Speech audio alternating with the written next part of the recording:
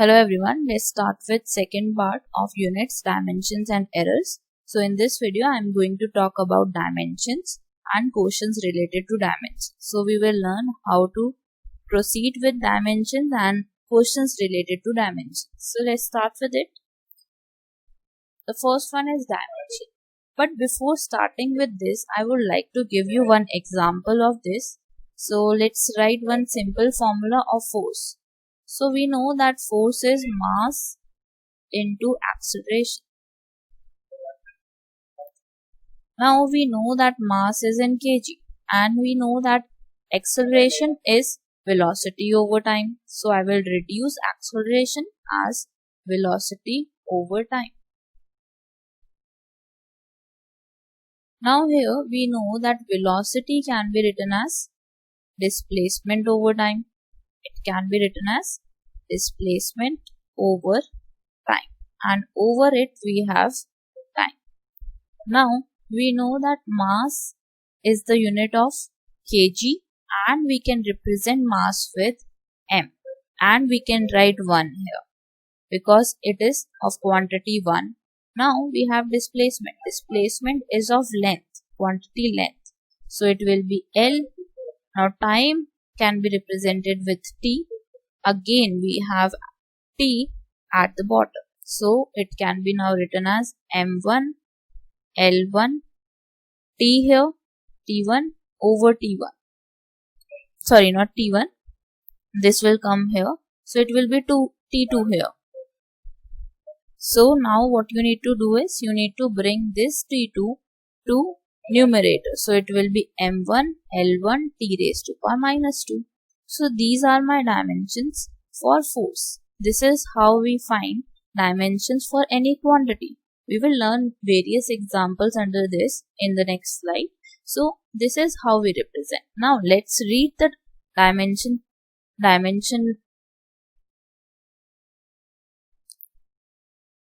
definition. So it says all the physical quantities of interest can be derived from the base quantities. Thus, when a quantity is expressed in terms of the base quantities are like mass, length and time. So it is written as a product.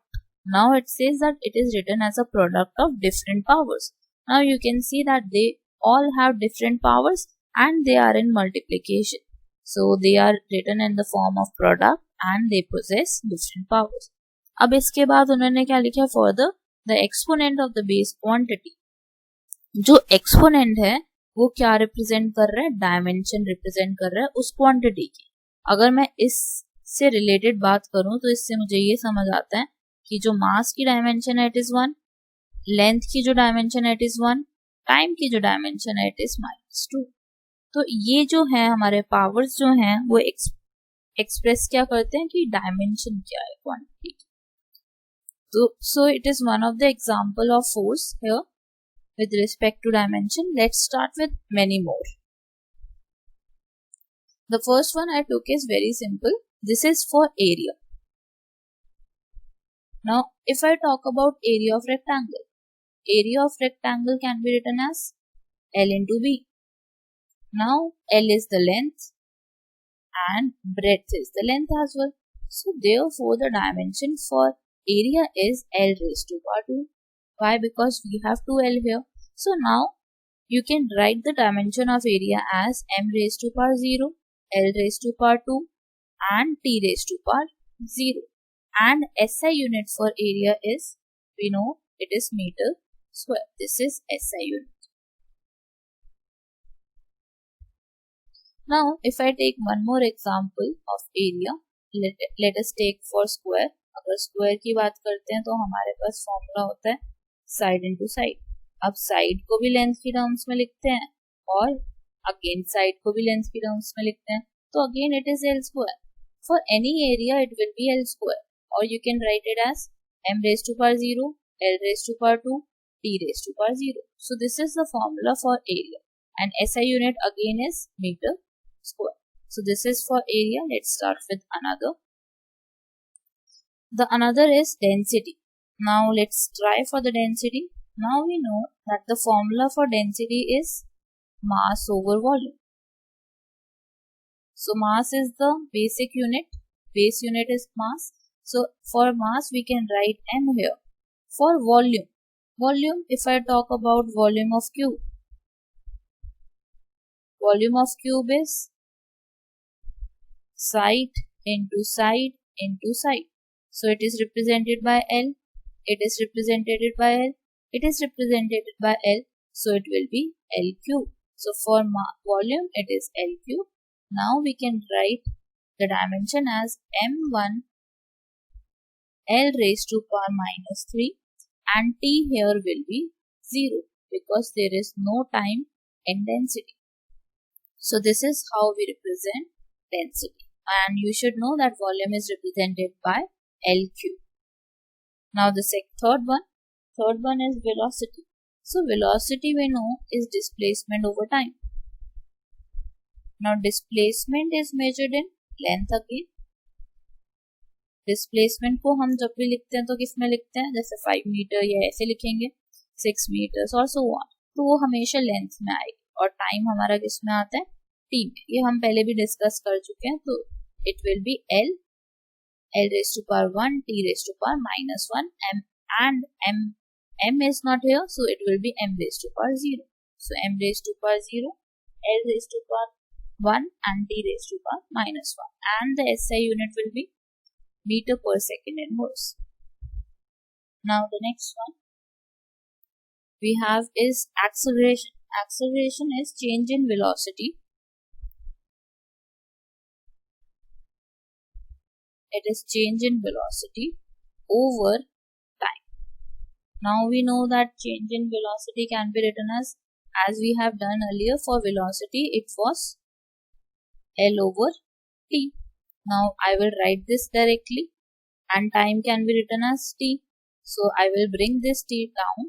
So it can be now written as L over t square, or you can write it as L over 1 t raised to power minus 2 and m raised to power 0. So this is how we write the dimension for acceleration. Now the next one is angular velocity. So angular velocity might be new word for you. So angular velocity is angle theta over time. Angular velocity का मतलब होता है with respect to angle. जैसे velocity हम करते हैं displacement over time, तो angular का यहाँ पे मतलब होता है angle. तो angle का कोई measurement नहीं होता, इसलिए हम हमेशा angle को कैसे लिखते हैं, 1. It will be written as 1. यहाँ पे बस यही प्रॉब्लम है इसमें कि ये जो हम डायमेंशंस निकालते हैं एंगल्स के लिए कुछ नहीं है, ट्रिग्नोमेट्रिक रेशियोज के लिए कुछ नहीं है, कोई यूनिट नहीं है उन लोगों के लिए, तो उसको हम सिर्फ लिखते हैं 1. और टाइम के लिए आपको पता ही है t लिखा जाता है, तो it will B t inverse L0 m0. So this is my dimension for angular velocity, and angular velocity is radian second inverse. This is SI unit. You will learn about angular velocity in the third chapter or second chapter. Let's start with another one. So we have is frequency. This is simple, might be simpler for you. So frequency is V and represented by 1 over t. 1 over t means time period. So time period is measured in t. So it will be t inverse, or you can write it as m raised to power 0 L raised to power 0 t raised to power minus 1. And the SI unit for frequency is second inverse or hertz. Let's start with next. Next is momentum. Momentum is mass into velocity. Momentum, we have been learning this from class 9th. So momentum is mass into velocity. Now mass can be written as m. Velocity we know can be written as L over t. So it will be m raised to power 1, L raised to power 1, t raised to power minus 1. And the unit, SI unit for this is kg meter per second inverse. Next is force. So force we know is mass into acceleration. So I have done this as well earlier. So mass is m, acceleration is velocity over time.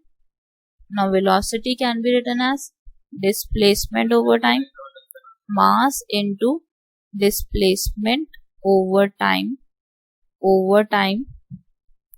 So mass is represented by m1, displacement is represented by L1, and time is T1 and T1 here as well. Now we have M1 L1 and it will be T square here.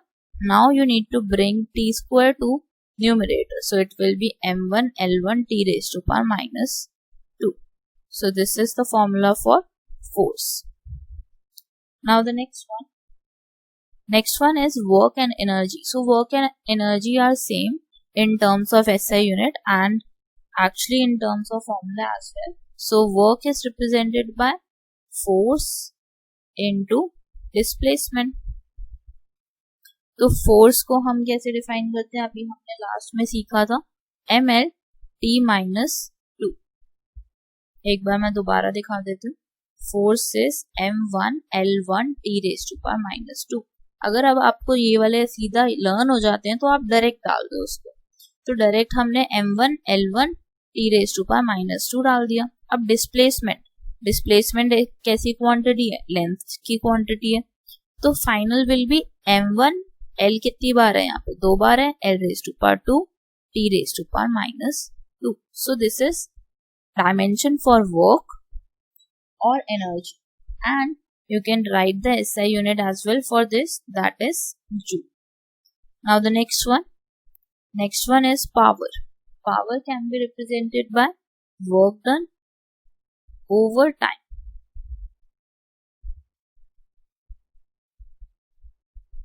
Power is equal to work done over time.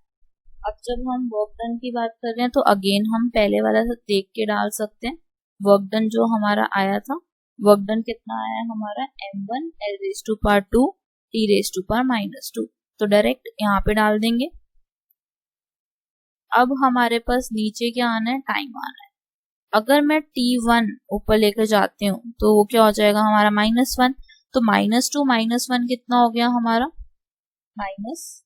So this is the dimension for power and we know SI unit for power is watt. Next one is pressure. So pressure is force over area.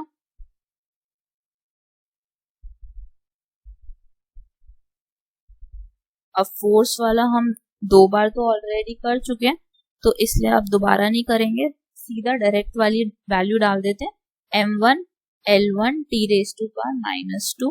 Then area के लिए क्या लिखा जाता है, L square लिखा जाता है. तो एक L से एक L कट गया. अब नीचे कितने L बचे हैं, सिर्फ एक बचा है. ऊपर जाएगा वो तो वो क्या हो जाएगा L raise to power minus 1 and T raise to power minus 2. So this is pressure. Now you need to find the SI unit. SI unit for pressure is pascal. So you need to write pressure, SI unit for pressure as Pascal. Now the next one is impulse. Impulse can be written as force into time. Impulse is dependent on time and force. So force का again हमें दोबारा से मिल गया answer m1 l1 t raised to power minus 2. Time t1. Time को हम कैसे represent करेंगे, t1 से. तो अब जब -2 + 1 करोगे तो -1 आ जाएगा. m1 l1 t raise to power -1. तो अगर इसका फुल SI यूनिट लिखना है तो ये हो जाएगा हमारा Newton second. So this is SI unit for impulse. Next one we have is universal gravitational constant. So you have learned one formula in class 9 about this of force. It is G m1 m2 r square. Now we need to find the dimension for G, bigger G. So we need to use cross multiplication here to find the value for G, big G.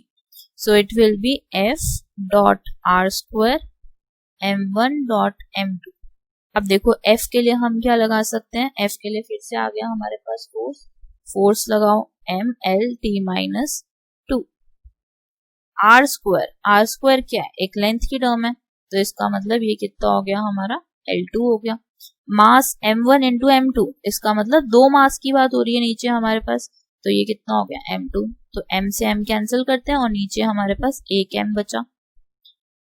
अब ये वाला m अगर ऊपर जाएगा तो it will B m-1, L की कितनी value हो जाएगी, 3 नजर आ रहे हैं यहाँ पे हमें, तो L3, T is -2 only. So this is the dimension for gravitational constant, universal gravitational constant. Now अगर इसका आप वो लिखना चाहते हो ऐसा यूनिट, तो you can write newton metre square kg raised to power -2. Now the next one is latent heat. So before starting with latent heat, I will like to tell you about heat. So heat अगर पता हो तो बिल्कुल energy के equivalent होता है, तो जो हमने एनर्जी का निकाला है that is m1 L raised to power 2 T raised to power -2.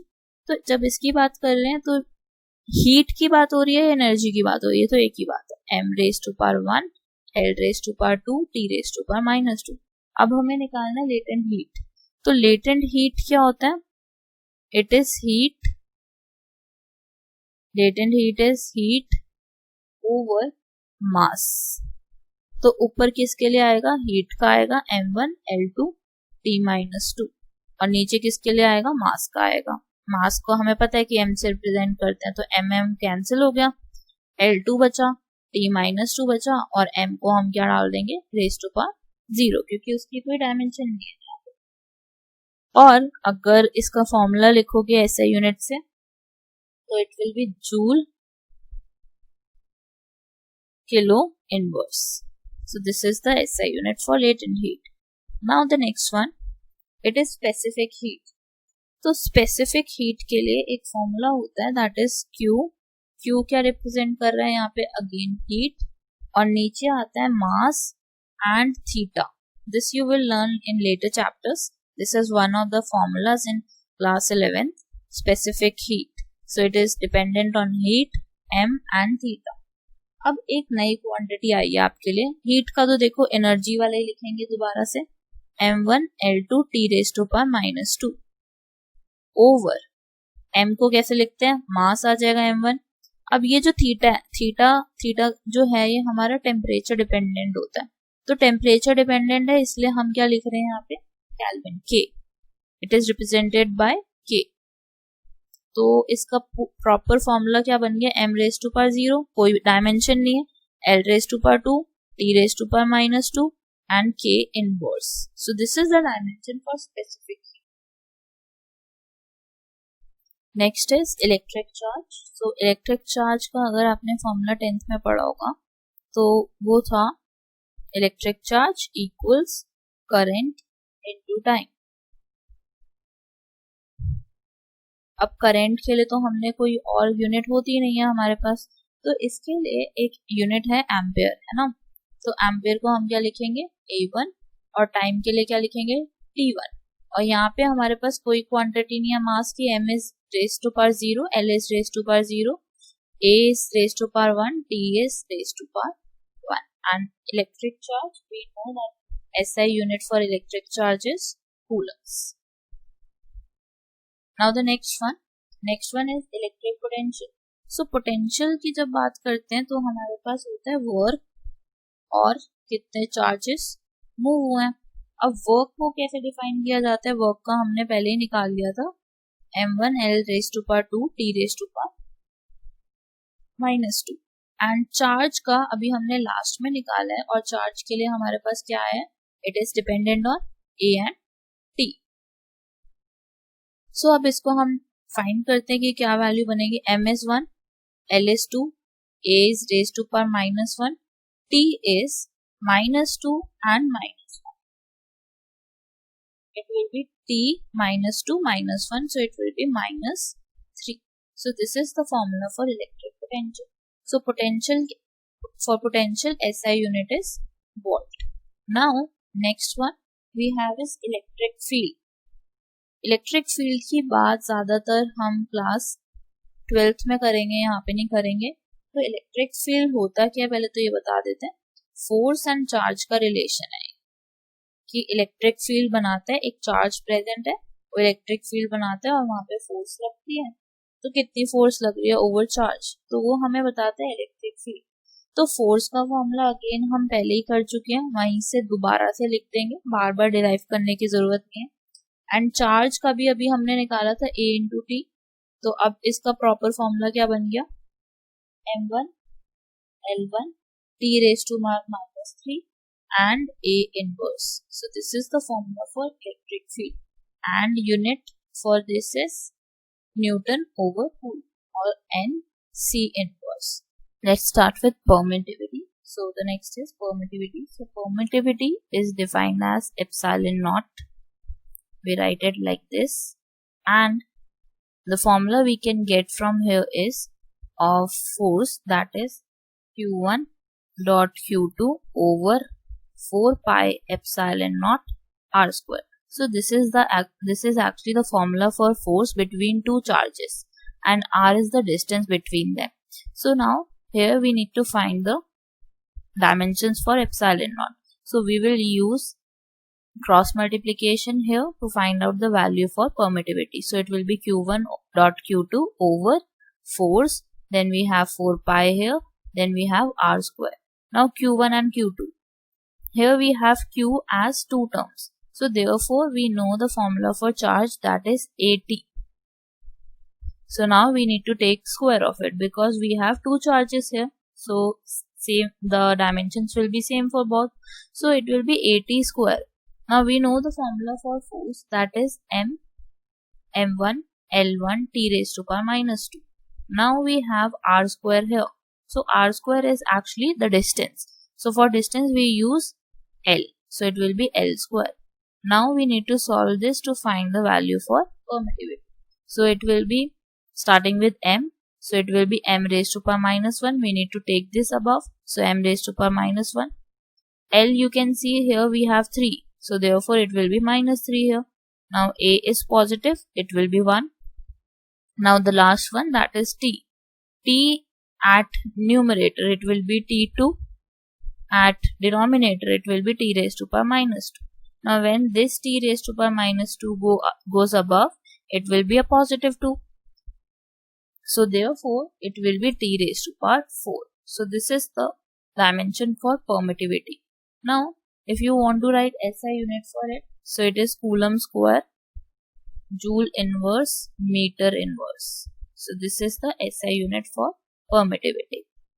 Now the next one, the last one. So this is one of the important one out of all, that is Planck's constant. So it is actually a constant term we have, and it is defined by H, and the formula for this is energy over frequency. Now we have already learned for energy and frequency. For energy it is m1 l2 t raised to power -2. अब frequency की बात करें तो it is 1/t, ये भी कर लिया था हमने पहले। तो अब देखो t जो है हमारा वो ऊपर जाएगा direct, so it will B t raised to power -2 and t raised to power 1. सो इसका मतलब क्या हो गया, t raised to power -1 in total L2 m raised to power 1. So this is the formula for Planck's constant. This is the dimension for Planck's constant, and we need to, if you need to write the SI unit for same, so it will be Joule second inverse. No, it will be positive, sorry. Joule seconds. So that's your n to the dimensions part, and there are many actually. If you come to physics, there would be many dimensions for every formula. We can find the dimensions. So you can use this method to find for different formulas we have in physics.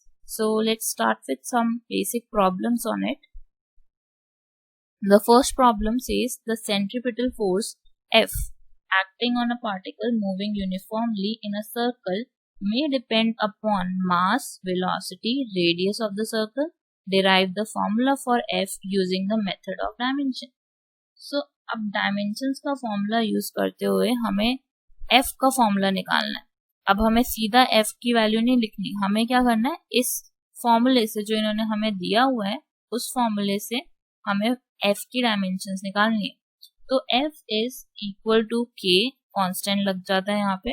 अब देखो depend किस पे है, मास, m लिख दिया, m के ऊपर हमें नहीं पता कितनी पावर है, वेलोसिटी के ऊपर हमें नहीं पता कितनी पावर है, y ले लेते हैं, r के ऊपर कितनी पावर है हमें नहीं पता, z ले लेते हैं। अब क्या करेंगे, फोर्स का तो फॉर्मूला पता है, डायमेंशंस पता है, m1 l1 t raise to power -2 हो गया, ठीक है। k का कुछ नहीं होता, डायमेंशनलेस क्वांटिटी है। Then m is raise to power 1 और x लगा दिया। अब v क्या है, हमारा वेलोसिटी है, और वेलोसिटी का डायमेंशन क्या होता है, lt इनवर्स, y लगा दिया।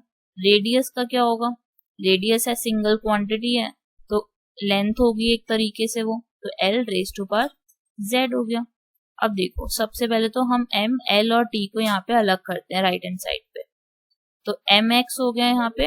अब ये जो y है ये l के ऊपर भी आएगा, t के ऊपर भी आएगा, l raise to power y, t raise to power -y। अब lz भी है, ठीक है। अब हम क्या करेंगे, m वाली टर्म्स अलग कर लेते हैं, l वाली टर्म्स अलग कर देते हैं, z plus y, t raise to power -y। अब देखो अब क्या करना है हमें, अब हमें सारे इक्वेट करने हैं, m वाले इक्वेट करने, l वाले इक्वेट करने, t वाले इक्वेट करने। अब देखो m के ऊपर कौन सी पावर है, 1 की, यहाँ पे m की पावर क्या है, x है, तो इसका मतलब इससे मुझे ये समझ आ रहा है कि x मेरा क्या हो गया, 1 हो गया। l की पावर देखते हैं, l के ऊपर पावर है 1 और राइट हैंड साइड पे क्या पावर है, y प्लस z, ठीक है। ये एक इक्वेशन आ गई। अब लास्ट इक्वेशन हमारी क्या बन रही है, t वाली, t के ऊपर क्या है, -2 और राइट हैंड साइड के ऊपर t पे क्या है, -y, तो माइनस से माइनस कटा, y की वैल्यू कितनी आ गई आपकी, 2 आ गई। अब आपने क्या करना है, इस 2 की वैल्यू को यहाँ पे डालना है सेकेंड इक्वेशन में, तो 1 equals y plus z, 1 equals 2 plus z, तो ये कितना हो गया, 1 माइनस 2 इक्वल z, तो z की वैल्यू कितनी आ रही है हमारी, -1, x की 1, y की 2, z की -1। तो अब देखो m के ऊपर कितनी पावर आ गई हमारे, x क्या है, 1 है, v क्या है हमारा, v है हमारा, v के ऊपर y है, y की वैल्यू कितनी आ रही है हमारी 2, और हमारी r के ऊपर कितनी वैल्यू आ रही है, -1। इसका मतलब फोर्स किसके इक्वल है, mv square over r, this is centripetal force, जो हमारे सेंटर पे फोर्स लगती है अगर हमारा एक पार्टिकल यूनिफॉर्मली सर्कल में मूव कर रहा है। So this is how we do the dimensions question. Now let's start with the second one. Let's start with this. So it says a body of mass m hung at one end of the spring executes a simple harmonic motion. The force constant of a spring is k while its period of vibration is t. Prove by dimensional method that the equation t equals 2 pi m over k is incorrect. Derive the correct equation assuming that they are related by a lower power. So let's see how it goes. So we have an equation here that is t equals 2 pi m over k. K is actually a force constant. So t will be represented by only time, that will be t raised to power 1. Now 2 pi is a dimensionless quantity, so there won't be any term for this. Mass can be written as m raised to power 1. Now force constant is actually m raised to power 1, l raised to power 0 and t raised to power -2. So from this side we get t raised to power 2. So now you can see that this equation is not equal. Left hand side and right hand side are not equal. So therefore this equation is incorrect. If we have to say that they are equal, if they are equal, then we can say that the equation is right. But here you can see that left hand side is not equal to right hand side. So we can't say that this equation is equal and correct. So therefore we need to proceed and we need to derive the correct equation out of it. So correct equation, how to find correct equation is t, I will take t and I will take c and I will take m here. We know that it is dependent on m and k. So it will be m raised to power a and it will be spring constant raised to power b. Now we know on the left hand side we will have t. C is a constant, so I won't write. So m is a mass, so mass can be written as m raised to power 1 over a. Now spring constant is m t raised to power minus 2 raised to power b. So now it is t equal m raised to power a, and the second one will be m raised to power b t raised to power minus 2b. So now we need to equate the m part and t part. So m part will be a plus b and t part will be t raised to power minus 2b. And if I talk about left hand side, it is m raised to power 0 and t raised to power 1. Now we need to equate the m part and t part respectively. So for m part it will be a plus b equals 0 and the second part will be 1 equals minus 2b. 1 over minus 2 equals b. So b is minus 1 by 2, and from this we can get the value for a by putting the value of b. So it is a minus half equals 0. इससे हमें मिल गया a की value, a is half now. तो a की value आ गई हमारे पास, b की value आ गई हमारे पास. तो अब इस वैल्यू को हमें इस वाली इक्वेशन में पुट करना है. तो अब हमें क्या मिल जाएगा, t इक्वल सी m के ऊपर कौन सी पावर आएगी, हाफ, और k के ऊपर कौन सी पावर आएगी, माइनस हाफ. अब हाफ के लिए हम क्या लगाते हैं, अंडर रूट m, और यहाँ पे देखो माइनस है k का, तो k कहाँ आ जाएगा, नीचे आ जाएगा. t equal C under root m k. So this is the correct equation. This is not a correct equation, the above one. The lower one is the correct equation. Now let's start with the third part. So third part में हमारे पास क्या है, assuming force, length and time as fundamental units, what should be the dimensions of mass. अब mass किसके ऊपर dependent है, force के ऊपर. f raised to power a ले लिया, l raised to power b ले लिया, t raised to power c ले लिया. अब देखो मास का तो m ही रहेगा, जो लेफ्ट हैंड साइड पे m1 ही रहेगा. फोर्स का क्या होता है, फोर्स का होता है हमारे पास m1 L1 t raised to power minus 2 raised to power a. अब देखो L तो हमारा 1 ही रहेगा, L raised to power b, t भी हमारा 1 रहेगा, c हो गया यहाँ पे. अब सारी अगेन हमें वही करना है, सेम काम करना है कि m की क्वांटिटीज को एक तरफ, m raised to power a हो गया पहला, और कोई m तो नजर आ नहीं रहा पूरे इक्वेशन में, तो m raised to power a. L की क्वांटिटी देखते हैं, L raised to power a, यहाँ पे b भी है, तो a प्लस b हो गया. t की क्वांटिटी लिखते हैं, t की क्वांटिटी माइनस 2a और t की क्वांटिटी प्लस c. तो अब हमें क्या करना है, इक्वेट करना है लेफ्ट हैंड साइड और राइट हैंड साइड को. अगर लेफ्ट हैंड साइड की बात करो तो m raised to power minus 1, l raised to power 0, t raised to power 0. अब इन दोनों इक्वेशंस को हम इक्वेट कर देते हैं. अब m वाले एक तरफ, दैट इज 1 है उसकी पावर लेफ्ट हैंड साइड पे, और राइट हैंड साइड पे क्या है, a है.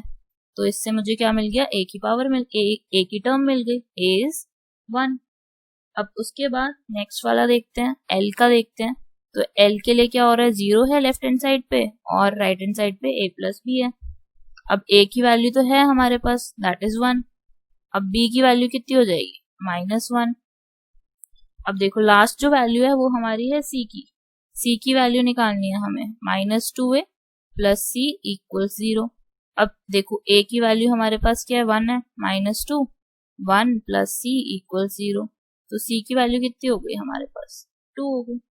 अब ये तीनों वैल्यूज आ गई. अब हमें क्या करना है, इस वाली इक्वेशन में डाल देना, पहले वाली जो हम मान के चल रहे थे. अब देखो a की वैल्यू क्या है, 1 है, l की वैल्यू क्या है, माइनस 1 है, t की वैल्यू क्या है, 2 है.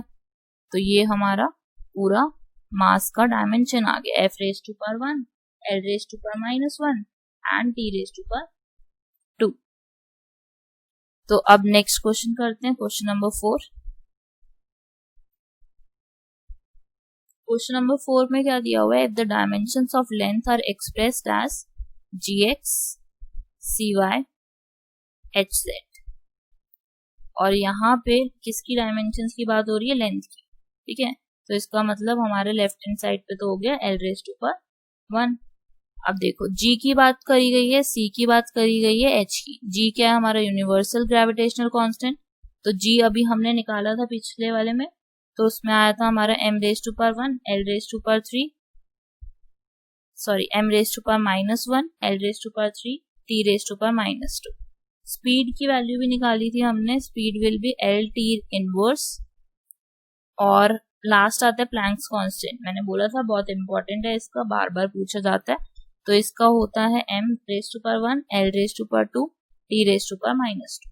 चलो अब इसकी वैल्यूज इसमें पुट कर देते हैं। तो g की वैल्यू क्या है, m raise to power 1, l raise to power 3, t raise to power -2, x आ जाएगा ऊपर। c का डालते हैं, c है हमारा lt -1, then we have y over it, and h की वैल्यू डालते हैं m raise to power 1, l raise to power 2, t raise to power -2, और लास्ट वैल्यू क्या आ जाएगी, z आ जाएगी। ठीक है, अब हमें इसको सॉल्व करना है। तो m के ऊपर x, l3x, t -2x, सबके ऊपर x आ गया। अब यहाँ पे नेक्स्ट वाला सॉल्व करते हैं। l के ऊपर y, t के ऊपर -2y, और लास्ट वाले के ऊपर mz, l के ऊपर 2z, t के ऊपर -2z। तो ये हो गया। अब हमें क्या करना है, m वाली सारी टर्म्स को एक साथ करना है, और l वाली सारी टर्म्स एक साथ करनी है, और हमें l वाली t वाली एक साथ करनी है। तो m वाली देखते हैं, m वाले पे है हमारा x और है z, so it will B x plus z। l की टर्म्स देखते हैं, 3x plus y plus 2z। t की टर्म्स देखते हैं, -2x -2y -2z, और यहाँ पे क्या हो रहा है हमारा L1 है। तो इसका मतलब जो हमारी m वाली टर्म है वो 0 है, l वाली टर्म है 0 है, नहीं l वाली 1 है और t वाली 0 है। तो m के जो भी कोफिशिएंट्स हैं उनको हम 0 के इक्वल रख देते हैं, मतलब जो भी पावर है सॉरी उसको हम 0 के इक्वल रख देते हैं। l वाले को 1 के इक्वल रख देंगे, लास्ट वाले को हम 0 के इक्वल रखेंगे, -2x -2y -2z इक्वल 0।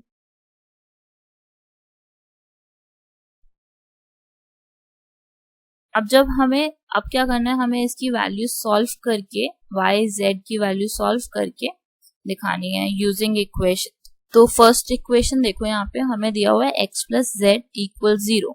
अगर मैं यहाँ पे थर्ड इक्वेशन में से x और z की वैल्यू निकालें तो ये हो जाएगा आपका -2x, -2 को बाहर ले लेते हैं, तो हमारे पास -2 को बाहर ले लिया, तो हमारे पास बचा x plus Y plus Z equal 0।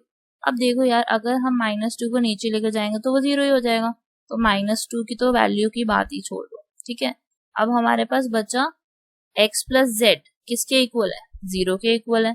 तो अगर आप x प्लस जेड को 0 के इक्वल डाल दोगे यहाँ पे, तो इससे हमारा क्या आ जाएगा, y इक्वल 0। अब देखो यही y इक्वल 0 हम सेकेंड इक्वेशन में यूज करते हैं, तो सेकेंड टर्म तो गई, y की जगह 0 डालेंगे तो गया। अब हमारे पास क्या बचा, 3x प्लस 2z इक्वल 1। ठीक है, तो ये इक्वेशन आई है और हमारे पास ये इक्वेशन है। इसको हम क्या कर सकते हैं, एलिमिनेशन मेथड से सॉल्व कर सकते हैं और x और z की वैल्यू आ जाएगी। एक मिनट बस मैं रब कर लेती हूँ।